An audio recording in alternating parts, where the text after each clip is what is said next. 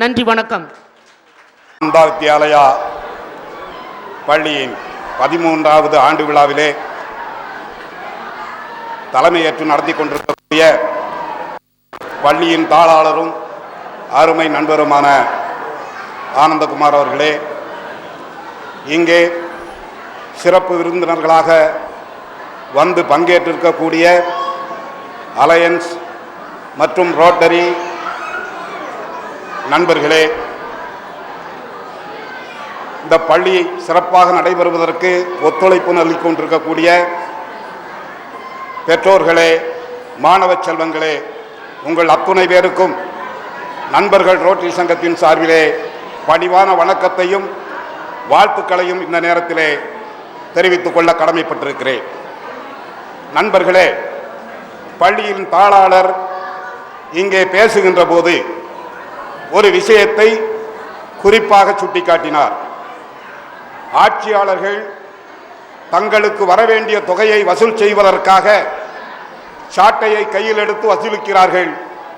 அதே நேரத்தில் கல்வி போதிக்கின்ற கல்வி நிறுவனங்களுக்கு தர வேண்டிய தொகையை தர மறுக்கிறார்கள். கடந்த 3 ஆண்டுகளாக இந்த செயல்பாடு தொடர்கிறது.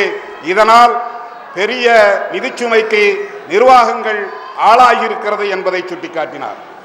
அவர் சொல்லுகிற போது மற்றொரு விஷயத்தையும் இங்கே சுட்டிக்காட்டினார். எனக்கு மட்டுமல்ல, பிரைமரி ஸ்கூல் அனைத்துக்குமே 3 ஆண்டுகளுக்கு மேலாக அரசு வழங்க வேண்டிய நிதி வழங்கப்படவில்லை என்ற விஷயத்தையும், அந்த பள்ளிகளுக்கு நானே தலைவர்களாகவும் இருக்கிறேன் என்ற விஷயத்தையும் இங்கே சுட்டிக்காட்டினார். நண்பர்களே, இந்த சமூகத்தில் நாமும் ஒரு அங்கத்தினர்கள். குழந்தைகள் கல்வியிலே அக்கறை கொண்டவர்கள் என்ற அடிப்படையிலே இதை கண்டிக்க வேண்டிய அவசியம் நமக்கு இருக்கிறது.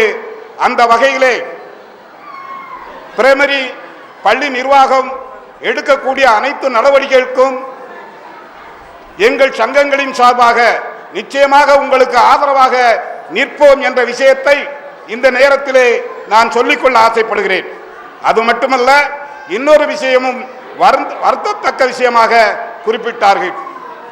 வசதி படைத்தவர்கள் பள்ளிக்கு செலுத்த வேண்டிய கல்வித் தொகையை செலுத்த தவறியிருக்கிறார்கள் என்ற விஷயத்தையும் இங்கே வேதனையோடு சுட்டிக்காட்டினார்.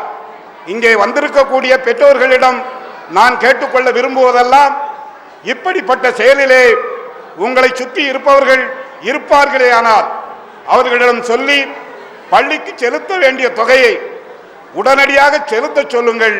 அதுவே உங்கள் பிள்ளைகளின் கல்விக்கு, கல்வியின் வளர்ச்சிக்கு, ஏன் இந்த சமுதாய வளர்ச்சிக்கு உதவிகரமாக இருக்கும் என்பதை சுட்டிக்காட்டுங்கள் என்று சொல்லி இந்த நல்ல வாய்ப்பை